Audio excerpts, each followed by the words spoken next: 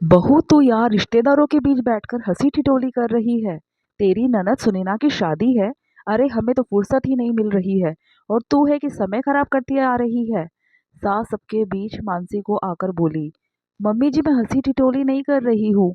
वो तो मौसी जी ने मुझे चाय के लिए कहा था तो वही देने आई थी। आपको कुछ काम था तो बोलिए। मानसी ने जवाब दिया। हाँ मैं यह कह रही थी कि तू तैयार होकर ताला वगैरह लगाकर गार्डन आ जाना। मैं सुनैना के साथ पार्लर जा रही हूँ। वहीं से तैयार होकर गार्डन पहुंचूंगी। सास गरिमा जी ने मानसी से कहा।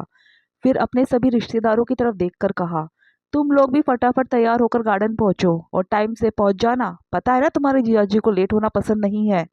अरे जीजी तुम कहाँ बेटी के साथ पार्लर जा रही हो। बहू को जाने दो। ये भी तो तैयार होकर आएगी। आप तो यही तैयार हो जाना। ये जवान है इसको जाने दो। मामी सास ने बीच में ही टोका।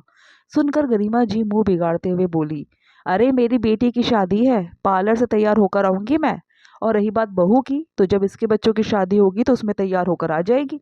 ये सुनकर मामी सास दांत निपोड़ते हुए बोली। अब जीजी तुमको क्या बोलूं। तुम तो जाओ पार्लर। वैसे भी तुम्हारी बहू तो सुंदर है। वो तो यहाँ भी तैयार हो जाएगी तो सुंदर ही लगेगी। चल रे बहू तू तो तैयार हो जा। अपनी भाभी की बात सुनकर गरिमा जी तो नकते हुए अपनी बेटी सुनैना को लेकर पार्लर रवाना हो गई। इधर घर की अन्य रिश्तेदार महिलाएं तैयार होकर सीधे गार्डन रवाना हो गई। सबके रवाना होने के बाद मानसी तैयार होने अपने कमरे में आई। अभी कपड़े निकालने के लिए अलमारी खोली ही थी कि इतने में फोन बजने लगा। फोन उठाया तो देखा सासू माँ का फोन था। अरे बहू कितनी देर लगेगी तुझे वहाँ। यहाँ सब इंतजार कर रहे हैं।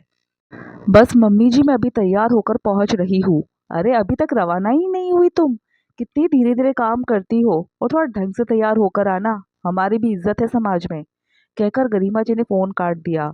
मानसी ने अपने कपड़े निकाले और उन्हें पहनकर तैयार हुई। गहनों के नाम पर बाजार से लाई हुई आर्टिफिशियल ज्वेलरी पहन ली। आखिर गहनों के नाम पर यही तो थे उसके पास। क्योंकि शादी में जो ससुराल वालों ने गहने चढ़ाए थे गहने को तो उसे गहनों से लाद दिया गया था। लेकिन वो तो सिर्फ दुनिया दिखावटी थे। गहने तो उससे वापस लेकर रख लिए थे क्योंकि वो एक गरीब घर की लड़की थी। आजकल तो वैसे भी लड़कों के लिए लड़कियां मिलना मुश्किल हो रहा था।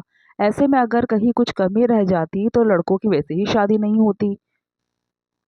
ऊपर से गरिमा जी का बेटा मानस तो एक एक्सीडेंट के बाद एक पैर से लंगड़ा कर चलता था। लंगड़ा कर क्या चलता था पर पैरों में हल्की सी लचक आ गई थी। इसी कारण उसका रिश्ता नहीं हो पा रहा था। अपने बेटे का रिश्ता ना होते देखकर मन मारकर ही सही गरिमा जी ने मानसी के साथ उसका विवाह करवाया था। उसके माता पिता की शादी में खर्च करने की क्षमता नहीं थी। इस कारण उन्होंने सामूहिक सम्मेलन में उसका विवाह करवाया था। गरिमा जी इसके खिलाफ थी और उन्होंने मानसी के माता पिता को ये प्रस्ताव भी दिया था कि शादी का खर्चा वो लोग कर देंगे। उन्हें कुछ कहने की जरूरत नहीं है। पर वो लोग स्वाभिमानी थे इसलिए उन लोगों ने मना कर दिया। गरिमा जी को ये बात चुभ गई। पर क्योंकि बेटे की शादी तो करनी ही थी इसलिए वो उस समय अपने पति के सामने कुछ कह नहीं सकी थी। सामूहिक सम्मेलन में शादी हो जाने के बाद उन्होंने बड़ी पार्टी दी थी। तब उसे सोने के गहनों से लाद दिया गया था। जो भी मानसी को देखता तारीफ किए हुए बिना नहीं रहता। हर कोई उसकी किस्मत पर रश्क खाने लगा था।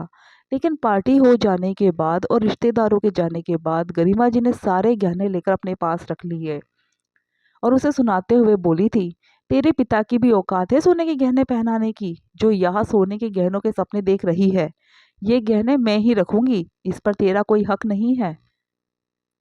खैर मानसी नकली गहने पहनकर तैयार हो गई। इतने में मानस भी घर आ गया। मानसी को तैयार देखकर उसका दिल खुश हो गया। लेकिन जब उसकी नज़र उसके गहनों पर पड़ी तो चेहरे पर अजीब सी उदासी छा गई।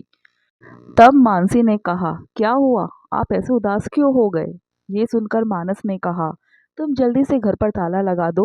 तब तक मैं सिक्योरिटी गार्ड को समझा देता हूँ। हम लोगों को रवाना होना है। थोड़ी देर में वो लोग वहां से रवाना हो गए। थोड़ी देर बाद मानस ने ज्वेलरी की शॉप पर आकर गाड़ी रोक दी। ये देखकर मानसी ने कहा क्या हुआ यहाँ गाड़ी क्यों रोक दी। अरे कोई ज़रूरी सामान छूट गया था वो लेने आया हूँ। कहकर मानस अंदर चला गया। जब थोड़ी देर बाद वो वापस बाहर आया तो अपने हाथ में जो सामान था उसे मानसी को देकर बोला लो एक बार चेक करके देखो सही है क्या। मानसी ने पैकेट खोलकर देखा तो उसमें वही गहने थे जो वो सुनैना की शादी की शॉपिंग के समय यहाँ पसंद करके गई थी। पर सासू माँ ने उसकी पसंद को लेने से ही इनकार कर दिया। क्या मम्मी जी ये गहने सुनैना को देने को तैयार है। ये गहने सुनैना के लिए नहीं है तुम्हारे लिए है जो मैंने तुम्हारे लिए खरीदे हैं। मानस ने कहा। ये सुनकर मानसी हैरान रह गई।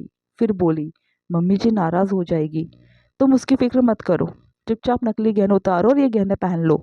आखिर मानस के कहने पर मानसी ने वो गहने पहन लिए। जब वो गहने पहनकर शादी में पहुंची तो गरिमा जी की नजर उस पर पड़ी। उन्होंने साइड में ले जाकर उससे पूछा, बहू ये गहने कहाँ से आए? मम्मी जी इन्होंने दिलाए हैं, मानसी ने जवाब दिया तो गरिमा जी गुस्सा हो गई। शर्म नहीं आ रही तुम लोगों को? यहाँ बहन की शादी है, घर में इतने खर्चे हो रहे हैं, ऊपर से सोने के गहनों पर और खर्चा करके आ गए। मम्मी ये गहने मैंने अपनी कमाई से खरीदे हैं और अपनी पत्नी के लिए खरीदे हैं। आप उसे क्यों सुना रही हो? उसे भी गहने पहनने का हक है। अचानक मानस बीच में आता हुआ बोला, अभी मेरी बेटी की शादी है, मैं उसमें कोई हंगामा नहीं चाहती। तुम्हें तो मैं घर पर देखूंगी, गरिमा जी उसे डांटते हुए बोली। घर पर क्या देखोगी? मैं अभी जवाब दे देता हूँ ना तुम्हें। बहू के गहने तो तुमने लेकर रख लिए, लेकिन ये इसके पति के दिलाए हुए गहने हैं, इन पर नजर रखने की जरूरत नहीं है। अचानक गरिमा जी के पति बीच में आकर बोले। सुनकर गरिमा जी हैरान रह गई। तुम्हें क्या लगता है मुझे पता नहीं है कि तुमने बहू के गहने लेकर अपने पास रख लिए, और उनमें से ही अब गहने तुम अपनी बेटी को दे रही हो? तभी तुमने बहू के सिलेक्ट किए हुए गहने लेने से मना कर दिए। अब मुझे बेवजह का कोई तमाशा नहीं चाहिए। तुमने गहने अपनी बेटी को दे दिए ठीक है, लेकिन बहू के इन गहनों पर नजर मत रखना, क्योंकि ये गहने उसको उसके पति ने दिलाए हैं। ससुर जी ने डांटा। इस डांट के बाद गरिमा जी की कोई हिम्मत ही नहीं हुई कुछ कहने की।